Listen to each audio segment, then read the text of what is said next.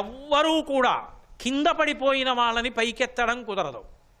నాతో సమానంగా నిలబడి వాళ్ళని చెయ్యి పట్టుకుంటాను అని నేను అన్నాను అనుకోండి, నేను ఎంత బలవంతుడినైతే ఉపయోగం ఉంది, నా దగ్గర ఎన్ని తాళ్ళు ఉంటే ఉపయోగం ఉంది. నూతిలో పడిపోయిన వాడికి, వాడు నూతిలో పడ్డాడు, రక్షించండి రక్షించండి అని అరుస్తున్నాడు. మహాబలవంతుణ్ణి, బోల్డన్ని తాళ్ళు ఉన్నాయి నా దగ్గరే, నాతో సమానంగా నించుంటేనే చెయ్యెట్టుకుంటాను అన్నాను. ఏమైనా ఉపయోగమా? నూతిలో పడ్డవాడికి పైన ఉన్నవాడు ఎందుకు ఉపయోగపడతాడు? అప్పుడు ఏం ఉపయోగపడ్డావు? ఇలా అన్వయం చేస్తేనే ఆవిడ అనుగ్రహిస్తుంది అన్నాను అనుకోండి. ఆవిడ ఎందుకు ఇంకా ఆవిడ మన ఏం అనుగ్రహిస్తుందని ఇంతసేపు నేను ఉపన్యాసం చెప్పడం, మీరు దుర్గా దుర్గా దుర్గా దుర్గానామని చెప్పడం కాదు. రెండవ అంశం ఏమిటంటే, దుర్గమ్మకి ఆవిడ దగ్గర ఒక అనుగ్రహ శక్తి ఉంది. ఏమిటా అనుగ్రహ శక్తి అంటే శరణాగతి. శరణాగతి అన్న మాటకు అర్థం ఏంటంటే మన బలహీనతలు చెప్పడం. బలం ఉన్నవాడు ఆ ఉపాసనలో నిలబడగలిగిన వాడు ఆచారాన్ని పాటించి అలా నిలబడతాడు. అంటే ఆచారాలన్నీ వదిలేసి ఇలా ఉంటామని అనకూడదు. ఆచారం నిలబెట్టుకునే ప్రయత్నం చేస్తూ, అమ్మా ఈ మనసు మాట వింటలేదమ్మా, ధ్యానంలో నిలబడలేకపోతున్నానమ్మా, రజోగుణ తమోగుణాలకి అతీతం కాలేకపోతున్నానమ్మా అని తన బలహీనతలు అమ్మవారికి చెప్పాడనుకోండి, అది శరణాగతి. అంతేగాని శరణాగతి అంటే ఏదో ఓ రంగు బట్ట కట్టుకోవడం శరణాగతి కాదు. శరణాగతి అంటే అమ్మవారికి నీ బలహీనతలు చెప్పుట. దూర్జటి చెప్పాడు పరమశివుడి దగ్గరికి వెళ్ళి, రోషీరోయదు కామినీ జనుల తారుణ్యోరు సౌఖ్యంబులన్ బాసీబాయదు పుత్ర మిత్రధన సంపద్భ్రాంతి వాంఛాలతల్ కోశీకోయదు నామనంబకట నీకున్ ప్రీతిగా సత్క్రియలు చేసీ చేయదు దీన్ని త్రుళ్ళన చవే శ్రీకాళహస్తీశ్వర అని అడిగాడు. మాట విన్నట్టుంటుంది, వినకుండా పోతుంది. ఏమి భార్య ఏమి బిడ్డలు అని వైరాగ్యంతో ఉన్నట్టుంటుంది, జారిపోతుంది. మళ్ళీ సుఖాలు అడుగుతుంది. ఈశ్వర నా మాట వింటలేదు, ఇది జారిపోతుంది, మీ పాదముల దగ్గర నిలబట్టాలా, నిలబడినట్టుంటుంది, వెళ్ళిపోతుంది. దీని త్రుళ్ళనచవే, ఈ మనసు యొక్క బలాన్ని నీవేపుకి తిరిగేటట్టుగా చేయవయా అన్నాడు. శ్రీకాళహస్తీశ్వర, ఇది శరణాగతి. రుక్మిణీదేవి అడిగింది, అయ్యా ఎక్కడో ఉన్నాను, నువ్వు తప్ప నన్ను రక్షించేవాడెవరు? కాబట్టి నువ్వే రక్షించాలి. నువ్వు వచ్చి రక్షించకపోతే వ్రతచర్యన్ 100 జన్మంబులైనన్ 100 జన్మలైనా సరే వ్రతచర్య చేస్తూ ప్రాణం విడిచిపెట్టేస్తాను కానీ శిశుపాలుండి పెళ్లి చేసుకోనంది. ఇప్పుడు కృష్ణ పరమాత్మ బయలుదేరి వచ్చాడు. విభీషణుడు శరణాగతి చేశాడు, రామచంద్రమూర్తి పలికాడు. శరణాగతి అంటే తన బలహీనత చెప్పడం, తనకున్న బలం చెప్పడం కాదు. అయినప్పుడు దుర్గమ్మ దగ్గరున్న గొప్పతనం ఏమిటంటే, అమ్మా మేమందరం తప్పు చేసిన వాళ్ళమేనమ్మా, మమ్మల్ని అనుగ్రహించమ్మా, నీ బిడ్డలం, పొరపాటైంది, మేము ఇలా ఆచారం పట్టుకోగలిగేటట్టు, మేము కూడా సక్రమంగా ఉండగలిగేటట్టు మమ్మల్ని అనుగ్రహించు అని అమ్మని ప్రార్థన చేసి ఎలుగెత్తి పిలిచినంత మాత్రం చేత పలికే తల్లి. ఆవిడ ఎంతటి అనుగ్రహ శక్తి కలిగిన తల్లి అంటే, శంకరాచార్యులు వారు సౌందర్యలహరి చేస్తూ ఆవిడ అనుగ్రహానికి ఆవిడ కళ్ళో ఆవిడ చేతిలో అక్కర్లేదు. హిమానీహంతవ్యం హిమగిరి నివాసైక చరితౌ నిశాయాం నిద్రాణాం నిశచరమభాగే చ విశదౌ వరం లక్ష్మీపాత్రం శ్రియమతి సృజంతౌ సమయినాం సరోజం తత్పాదౌ జనని జయ కశ్చిత్రమిహకిం అంటారు. హిమానీహంతవ్యం హిమగిరి నివాసైక చతురౌ. మనం సాధారణంగా అమ్మవారి దగ్గరికి వెడితే అమ్మవారి పాదపద్మాలు పాదపద్మాలు పాదపద్మాలు అంటాం. నిజంగా అమ్మవారి పాదాలకి పద్మాలకి పోలిక. పద్మాలు మంచులోకి తీసుకెళ్ళి పెట్టండి, ఒక్క నిమిషంలో ఒడిలిపోతావు, మంచును తట్టుకోలేవు. అదే అమ్మవారైతే హిమగిరి నివాసైక చతురౌ, అసలు ఆ మంచు పర్వతం మీద ఉండడానికి మొదటి నుంచి అలవాటు పడిపోయాయి ఆవిడ పాదాలు. ఎందుకని? ఆవిడ పుట్టింది మంచు కొండకి కూతురుగా పుట్టింది, హిమవంతుడికి కూతురై హైమవతయింది. ఆ మంచు కొండకి ఎంత దూరంలోనో లేనటువంటి పరమేశ్వరుడికి ఇల్లాలైంది. ఆ మంచు కొండ మీదే తిరుగుతుంటుంది, కైలాస పర్వతం మీదను. తిరుగుతున్నప్పుడు మంచు మీద తిరగడానికి అలవాటు పడిన పాదములు నీ పాదములు, మంచు తగిలితే ముడుచుకునేటటువంటి స్వభావం ఉన్నవి పద్మాలు, వాటికి నీ పాదాలకి పోలిక. పైగా పద్మానికి అంత గొప్పతనం ఎక్కడి నుంచి వచ్చింది? వరం లక్ష్మీపాత్రం శ్రియమతి సృజంతౌ సమయినాం. పద్మం లక్ష్మీదేవిని తనలో కూర్చోబెట్టుకుంది కాబట్టి పద్మానికి అంత గొప్పతనం వచ్చింది. పద్మం ఎవరికి ఇవ్వలేదు, లక్ష్మిని తనలో కూర్చోబెట్టుకుంది, తన దగ్గర పెట్టుకుంది. అమ్మవారి పాదాలు తన దగ్గర పెట్టుకోలేదు ఐశ్వర్యాన్ని, వాటిని నమ్ముకుని పిలిచిన వాళ్ళకందరికీ ఆవిడ అనుగ్రహించింది. అమ్మవారి పాదాలు తలుచుకుని నమస్కరిస్తే చాలు, ఎక్కడున్నా అనుగ్రహించేసింది ఆవిడ. ఎదురుగుండా ఉండక్కర్లేదు, కనీసం ఆవిడ పాదాలని ఇలా చూడక్కర్లేదు గుళ్ళో నిలబడి. నఖైర్నాకస్త్రీణాం కరకమల సంకోచతిభిః తరూణాం దివ్యానాం హసత యవతే చండిచరణౌ ఫలాని స్వచ్ఛేభ్య కిసలయ కరాగ్రేణ దదత దరిద్రేభ్యో భద్రాం శ్రియమనిశమహ్నాయ దదతౌ అంటారు శంకరులు. అమ్మా అని ఒక్కసారి పిలిస్తే చాలు, చటుక్కున పలుకుతుంది. అసలు అయ్యో నా బిడ్డలు నన్ను ఒక్కసారి పిలిస్తే చాలు కదరా, నేను ఉన్నాను కదా కాపాడడానికి, వాళ్ళకి బుద్ధినిచ్చాను, వాడు ఒక్కసారి అమ్మ అండు, బుద్ధినిచ్చాను కాబట్టి నా అంతా నేను జోక్యం చేసుకోవట్లేదు, వాడు ఒక్కసారి అమ్మ అంటే చాలు నేను జోక్యం చేసుకుంటానని, అయ్యో వీడు నన్ను విడిచిపెట్టి ఊళ్ళో వాళ్ళందరినీ పట్టుకుని ఇన్ని కష్టాలు పడుతున్నాడని మన కష్టాలు చూసి ఎలా తీర్చాలా అని ఆవిడ కనుబొమలు ముడివేస్తుందిట. భ్రువౌ భుగ్నే కించిత్ భువన భయభంగ వ్యసనిని అన్నారు. ఈ భువనముల యొక్క భయాన్ని ఎలా తీర్చాలా అని ఇలా ముడివేసి ఆలోచిస్తూ ఉంటుంది ఆవిడ. లేకపోతే ఆవిడకి ఆలోచించవలసిన అవసరం ఏముంది అసలు?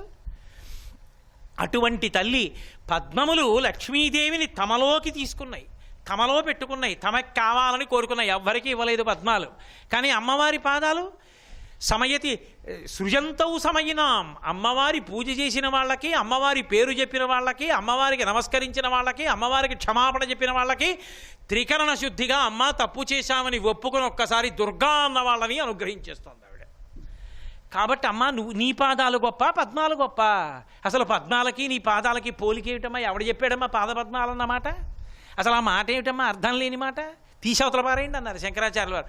సరోజం తత్పాదౌ జనని జయ కశ్చిత్రవిహకిం. అసలు నీ పాదములు పద్మాలని జయించేయి. పద్మం ఏమిటమ్మా? అదేం మాటమ్మా? పాదపద్మాలు, హస్తపద్మాలు, ముఖపద్మం, కరపద్మం అన్నీ పద్మాలే అంటే మరి ఎందుకండి అలా వచ్చింది? మేము అన్నామా ఏమి? మీరే కదా అప్పుడప్పుడు ఉపన్యాసాల్లో అమ్మవారి పాదారవిందములు అంటుంటారు కదా, అరవిందం అంటే మరి పద్మమే కదా, మీరే కదండి అన్నారు, మమ్మల్ని ఎందుకండి అంత కోపంగా మాట్లాడతారు అని అనుకోకండి. పద్మం అన్న మాట ఎందుకు వాడతామంటే మన మనసు భృంగము కావాలని. భృంగము అన్న మాటకి సంస్కృతంలో అర్థం ఏమిటంటే నలుపుని తనలో ఇమర్చుకుని అందం అవుతుంది.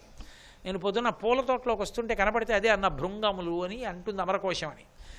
నల్లగా ఉంటుంది, తమోగుణంతో ఉండి ఎప్పుడూ కోరికలతో కాగిపోయేటటువంటి మనసు, పంచ ఇంద్రియములు, పంచ జ్ఞానేంద్రియములు, మనసు 6 కలిస్తే షట్పదము, 6 కాళ్లతో తిరుగుతూ ఉంటుంది. అది 5 ఇంద్రియాలు పట్టుకు తిరుగుతూ ఉంటుంది మనసు. కళ్ళు పట్టుకుని ఎక్కడికో పోతూ ఉంటుంది, చెవులు పట్టుకుని ఎక్కడికో పోతూ ఉంటుంది, ఏదో వింటూ ఉంటుంది, ఏదో చూస్తూ ఉంటుంది, ఏదో ఆలోచిస్తూ ఉంటుంది. అది ఎగిరి వచ్చి భగవంతుడి పాదముల మీద వాలిపోయి అందులో ఉన్న మకరందాన్ని పానం చేస్తోంది అనుకోండి. తుమ్మెదకి మీరు తేనె గిన్నెలో పెడితే తాగదు, పువ్వులోదే తాగుతుంది. భగవంతుడి పాదాల మీద వాలి మనసు 5 ఇంద్రియములతోటి అనుభవిస్తూ ధ్యానంలో ఉండిపోయింది అనుకోండి. అలా నిలబడిపోయిన వాడి మనసుకది పాదారవిందం, పాదపద్మం. అలాగే అమ్మవారి చేతిని చూస్తూ నిలబడిపోయింది అనుకోండి, హస్తారవిందం. అమ్మవారి ముఖం చూస్తూ ఉండిపోయింది అనుకోండి, అప్పుడు ముఖారవిందం. అంతేకాని అది శంకర భగవత్పాదులు చెప్పేది. అమ్మ నీ యొక్క పాదానికి పద్మానికి పోలిక ఎక్కడుంది? అసలు పోలికే లేదు. పద్మాలు రాత్రి అయితే ముడుచుకుపోతాయి, ముడుచుకుపోయి అంటే ముఖం తిప్పేసుకున్నట్టుగా ఉంటాయి. చూడండి ఆయన ముఖం ముడుచుకున్నాడండి అంటారు. ఏదో పని చేయడం ఇష్టం లేదనుకోండి, వచ్చి మాట్లాడుతుంటే అని ఇలా తిప్పాడు అనుకోండి, అంటే చేయడం తెలిసిపోతుంది. ఏమన్నారండి అని బయటకు వచ్చాను, అబ్బాయి ఆయన ముఖం తిప్పుకున్నాడు, ముఖం ముడుచుకున్నాడు, ఆయన ఏం చేస్తాడు మనకి, ఆయన ఏం చేయడంటారు. అవి ఏం చేస్తాయి? రాత్రి అయితే ముడుచుకుంటాయి. ముడుచుకునేవి, తనలో దాచుకునేవి లక్ష్మీనేవి ఇస్తాయి. మీకు నాకు అవి ఇచ్చేదేమి ఉండదు. ఇచ్చేది ఏమైనా ఉంటే అమ్మవారి పాదాలే ఇస్తాయి. నఖధీదితి సంచన్న మజ్జన తమోగుణ. ఆవిడ కాలి బొటనవేలి గోటి చివర నుండి వచ్చిన కాంతి చాలు తమోగుణాన్ని విరిచేస్తుంది. అది ఆవిడ రూపం. ఆవిడది స్థూల రూపం కాదు. ఆదిక్షాంత సమస్త వర్ణనకరీ శంభుప్రియే శాంకరి. అకారము నుండి క్షకారము వరకు అక్షరముల యొక్క సమామ్నాయ స్వరూపం ఆవిడ యొక్క రూపము. అటువంటి తల్లి కాబట్టి కారుణ్యమూర్తి. అమ్మా అన్న మాటకున్న అర్థం ఏమిటంటే ప్రేమ. పరమ కారుణ్యము రాశీభూతమైతే అమ్మ. మనని కన్నా అమ్మ మనకి ప్రేమమూర్తేమో కానీ పక్కింటి వాడి పిల్లాడికి ప్రేమమూర్తి అని చెప్పడానికి ఆధారం ఉండదు. కానీ ఆవిడ ఆ బ్రహ్మకీట జనని. ఈ బ్రహ్మాండంలో ఉన్న అన్నిటికీ ఆమెయే తల్లి అయినప్పుడు ఆవిడ దయకి అంతెక్కడుంది? అందుకని ఈ అంశ ఆవిడ విషయంలో అదొకటే పనిచేస్తుందని లేదు. శాస్త్రం చదువుకుని అలా కూర్చుంటానన్నవాడికి అన్నవాడు ఆవిడికి ఇష్టమే. అమ్మా నాకేమొచ్చమ్మా, అమ్మా నన్ను అనుగ్రహించమ్మా అని భక్తితో 2 చేతులెత్తి నమస్కరించి దుర్గా అని పేరు పెట్టి పిలిచినా పొంగిపోతుంది. అమ్మని పేరు పెట్టి పిలిస్తే చిన్నబుచ్చుకుంటుంది లోకంలో.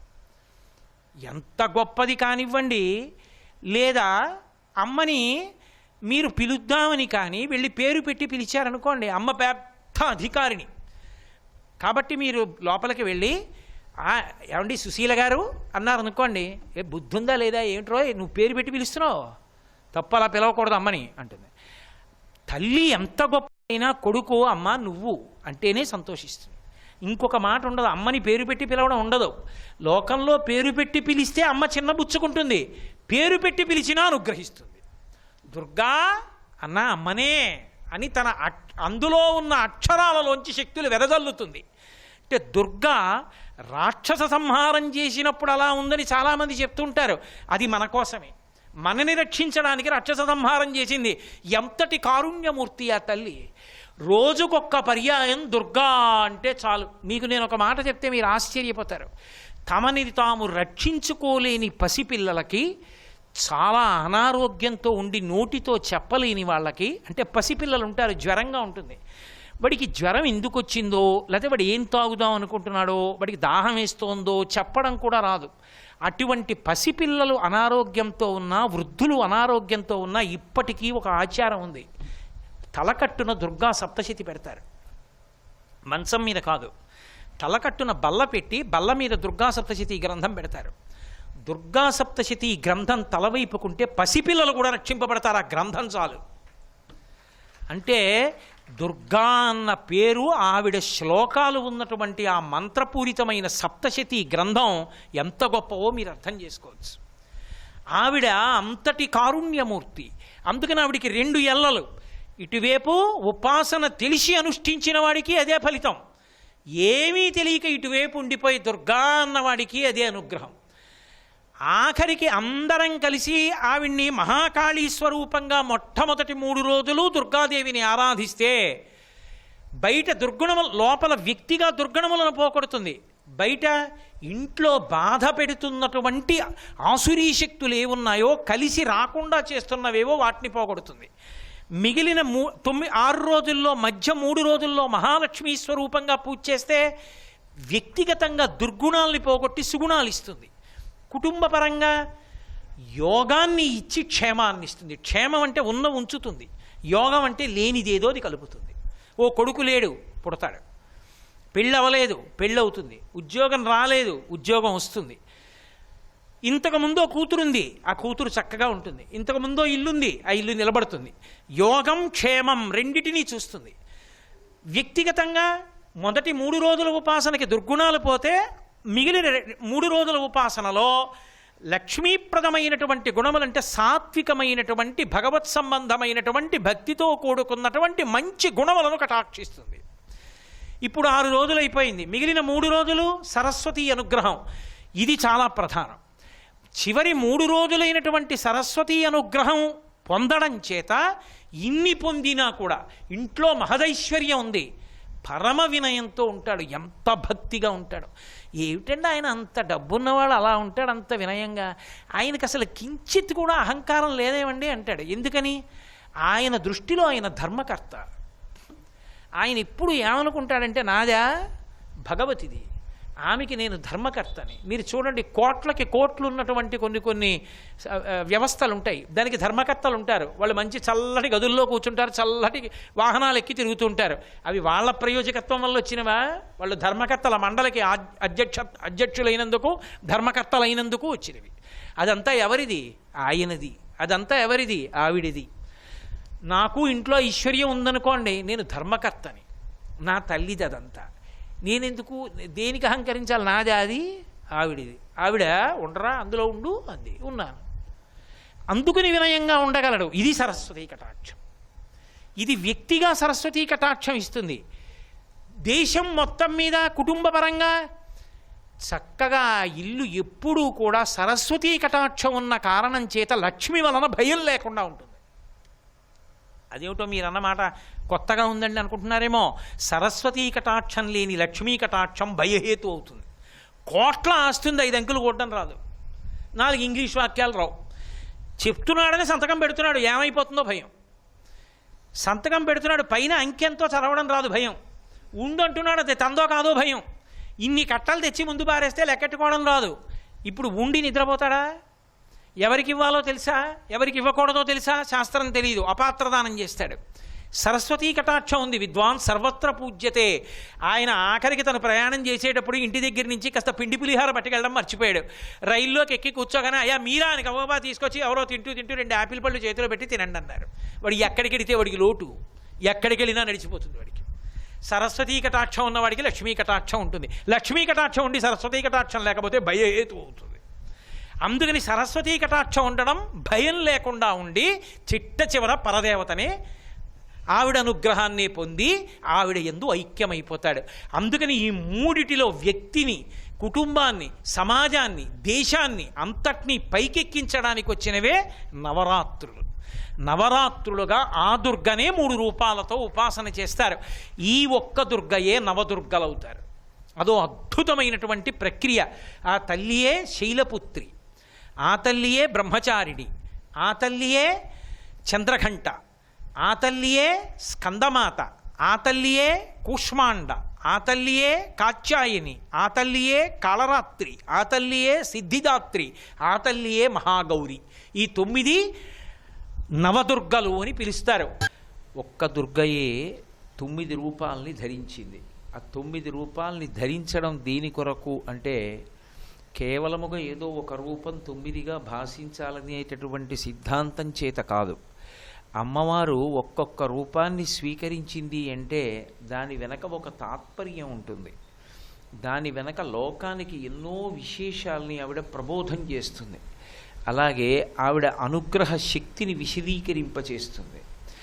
ఈ క్రమంలో ఆవిడ పొందినటువంటి ఆ 9 రూపాలు లోకంలో విశేషమైనటువంటి ప్రసిద్ధి వహించాయి.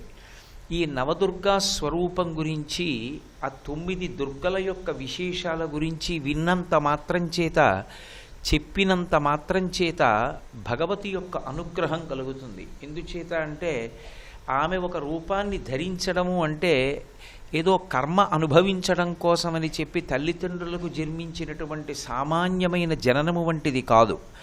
ఆవిడ లోకోపకారము కొరకు, కొన్ని గుణములను ఆవిష్కరించుట కొరకు ఆ రూపాన్ని స్వీకరిస్తుంది. కాబట్టి అది తనంత తానుగా స్వీకరించినది కనుక అది వినడం అమ్మవారి యొక్క వైభవాన్ని వినడమే అవుతుంది.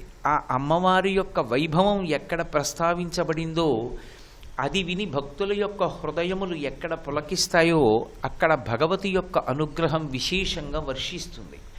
అందుచేతనే నవదుర్గా స్వరూపం గురించి తెలుసుకోవడం, అందున శారదా నవరాత్రులు చేయడానికి ముందు అసలు ఆ దుర్గ యొక్క నవదుర్గా స్వరూపాన్ని తెలుసుకుని భక్తిభావాన్ని పెంపొందింప చేసుకోవడం అనేటటువంటిది అత్యంత అవసరమైన విషయంగా శాస్త్రంలో ప్రస్తావించబడింది. అమ్మవారు తీసుకున్నటువంటి నవదుర్గా స్వరూపాలలో మొట్టమొదటిది శైలపుత్రి, రెండవది బ్రహ్మచారిణి, మూడవది చంద్రఘంట, నాల్గవది కూష్మాండ, ఐదవది స్కందమాత, ఆరవది కాత్యాయని, ఏడవది కాళహంత్రి, ఎనిమిదవది మహాగౌరి, తొమ్మిదవది సిద్ధిదాత్రి. ఈ 9 నవదుర్గా స్వరూపాలని పిలుస్తారు. నేను మీతో మనవి చేశాను, ఆ ఒక్కొక్క రూపం ఏ కారణాల చేత వచ్చింది, ఆ రూపం వచ్చినప్పుడు లోకానికి ప్రత్యక్షంగా పరోక్షంగా కూడా ఏ విషయాల్ని విశదీకరించింది అన్న విషయం తెలుసుకోవడం అమ్మవారి వైభవాన్ని తెలుసుకోవడము అవుతుంది.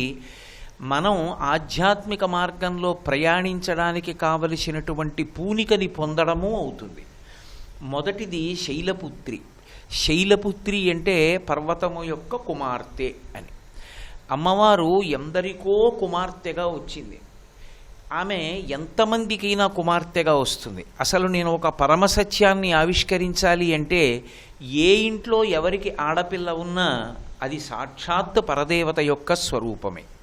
ఎందుచేత అంటే ఇంద్రుడు చేసినటువంటి లక్ష్మీ స్తోత్రంలో ఒక మాట అంటాడు, గృహలక్ష్మి గృహే గృహే. లక్ష్మీదేవి ఎక్కడ ఉంటుంది అంటే ప్రతి ఇంటి ఇల్లాలి స్వరూపంలో ఉంటుంది. ఒక చోట పుట్టిన ఆడపిల్ల వేరొక చోట ఇల్లాలవుతుంది. అయినప్పుడు ఆమె సాక్షాత్తుగా లక్ష్మీస్వరూపిణి కాక పరదేవతాస్వరూపిణి కాక వేరొకటి ఎందుకు అవుతుంది? ఆమె అమ్మవారి స్వరూపమే అవుతుంది. కాబట్టి అమ్మవారు కూడా ఎంతమందికైనా కుమార్తెగా వస్తుంది, అందులో అభ్యంతరం లేదు. పరమభక్తితో అమ్మా నాకు నువ్వు కుమార్తెగా రావాలమ్మా అని అడిగిన వాళ్ళందరికీ ఆమె కుమార్తెగా వచ్చింది.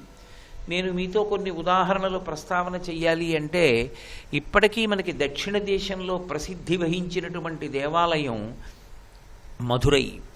అక్కడ మలయధ్వజుడనేటటువంటి రాజు అమ్మవారిని అడిగాడు, నాకు కుమార్తెగా రమ్మని. మీనాక్షి అన్న పేరుతో వచ్చింది.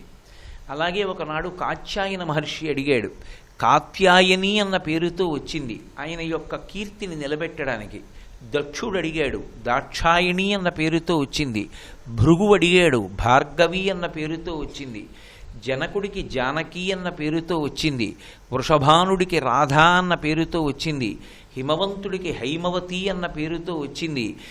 అమ్మవారు ఎప్పుడెప్పుడు ఎవరెవరు పరమభక్తితో తమ కడుపున కుమార్తెగా ఆమె జన్మించాలని కోరుకున్నప్పటికీ అవతార స్వీకారం చేసి అలా కోరుకున్న భక్తుల్ని అనుగ్రహించడానికి కుమార్తెగా వస్తుంటుంది. అది లెక్కలేని కారుణ్యమునకు, లెక్క పెట్టలేని కారుణ్యమునకు ప్రతీక. అందుకే లలితా సహస్రనామ స్తోత్రంలో ఆవిడ గురించి చెప్తూ ఒక నామం చెప్తారు, అవ్యాజ కరుణామూర్తి. ఆమె యొక్క కారుణ్యానికి ఒక ప్రత్యేకమైన కారణం ఉండనే ఉండదు. ఇక మనస్ఫూర్తిగా ఆవిడ్ని కూతురుగా కావాలని కోరుకున్న వాళ్ళ యొక్క కోరిక తీర్చడానికి కూతురుగా వస్తుంది తప్ప, గత జన్మలలో చేసుకున్నటువంటి కర్మల యొక్క ఫలితములను అనుభవించడానికి ప్రాకృతమైనటువంటి మనుష్యులు ఎలా జన్మిస్తారో అలా పాంచభౌతికమైనటువంటి శరీరమును తీసుకోవలసినటువంటి అగత్యమున్నది కాదామె. భక్తుల యొక్క కోరిక తీర్చడానికి కుమార్తెగా వస్తూ ఉంటుంది. అలా వచ్చినటువంటి అవతారాలలో పరమ ప్రఖ్యాతమైనటువంటిది శైలపుత్రి. శైలపుత్రి అంటే ఆ దుర్గయే, ఆ పరదేవతయే, ఆ తల్లియే, ఆ మూలమూర్తియే ఒకప్పుడు ఒక పర్వతానికి కుమార్తెగా వచ్చింది. ఏదో మనుష్యుడు అడిగాడు, ఋషి అడిగాడు, చాలా గొప్ప విషయం. ఒక పర్వతరాజుకి కుమార్తెగా వచ్చింది ఆమె. ఆ రావడం చేత శైలపుత్రి అని పేరు వచ్చింది. ఈ శైలపుత్రి తత్వం చాలా విశేషమైనటువంటి తత్వం. అసలు యథార్థానికి ఆ శైలపుత్రి తత్వం ఒక్కటి అర్థమైతే దుర్గాస్వరూపంలో, నేను మీతో ఒక పరమసత్యం చెప్తున్నాను, అమ్మవారి పాదముల యందు చెక్కు చెదరని భక్తి ప్రపత్తులు ఏర్పడతాయి.